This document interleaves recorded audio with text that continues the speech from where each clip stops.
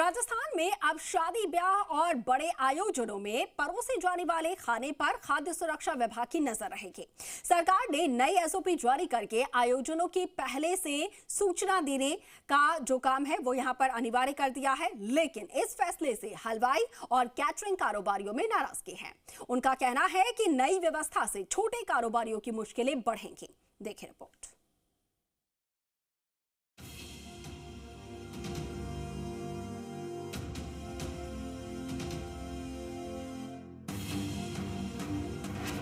शादी की मिठास पर सरकारी निगरानी, दावत से पहले देनी होगी पूरी जानकारी।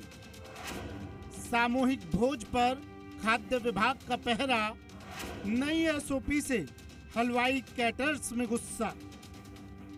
राजस्थान में अब किसी भी बड़े शादी समारोह, धार्मिक आयोजन या सामाजिक कार्यक्रम में खाना बनवाने से पहले खाद्य सुरक्षा विभाग को जानकारी देनी होगी। खाद्य सुरक्षा एवं औषधि नियंत्रण आयुक्तालय ने नई एसओपी जारी कर आयोजकों और कैटरर्स के लिए नए नियम तय किए हैं, लेकिन इस फैसले का हलवाई और कैटरिंग कारोबार से जुड़े लोग विरोध कर रहे हैं।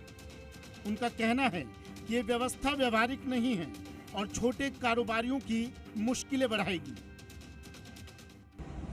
ये नियम इंस्पेक्टर राज को बढ़ावा देने के लिए है।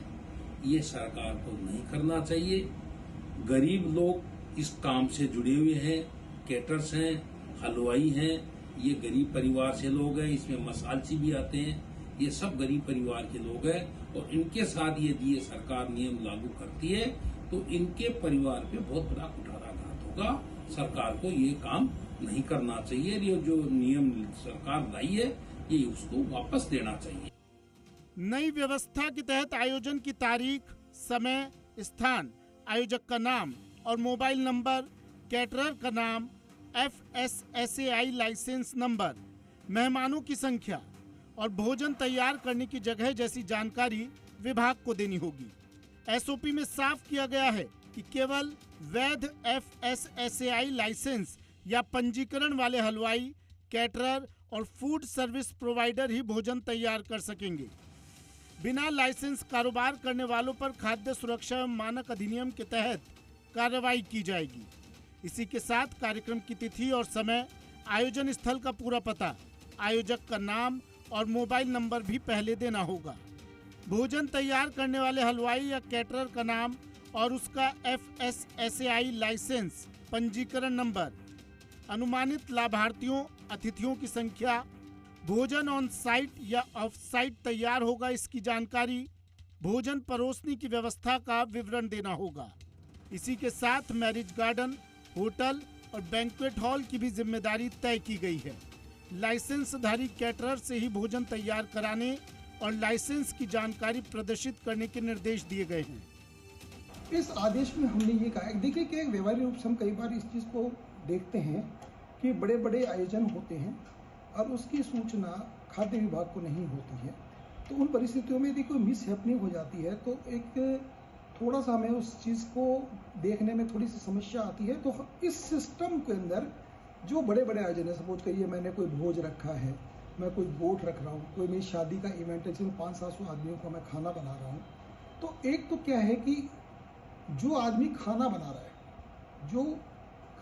उसका एक रजिस्ट्रेशन या लाइसेंस हो कि वो इस चीज के लिए अधिकृत है, उसको बनाने के लिए अधिकृत होना चाहिए। खाद्य सुरक्षा विभाग का कहना है कि इस एसओपी का मकसद बड़े आयोजनों में भोजन की गुणवत्ता और स्वच्छता सुनिश्चित करना है। खाद्य नमूने लिए जाएंगे और नियमों के उल्लंघन पर कार्रवाई की जाएगी। वहीं कैटरिंग एसोसिएशन का कहना है कि अगर सरकार ने इस आदेश पर दोबारा विचार नहीं किया तो प्रदेश भर के हलवाइयों की बैठक बुलाकर आगे की रणनीति तय की जाएगी। अब देखना होगा कि खाद्य सुरक्षा के नाम पर लागू की गई ये नई व्यवस्था लोगों को सुरक्षित भोजन उपलब्ध कराने में कितनी कारगर साबित होती है, या फिर हलवाई और कैटरिंग कारोबार से जुड़े लोगों के विरोध के बाद सरकार इसमें कोई बदलाव करती है। आशुतोष शर्मा, जी मीडिया, जयपुर।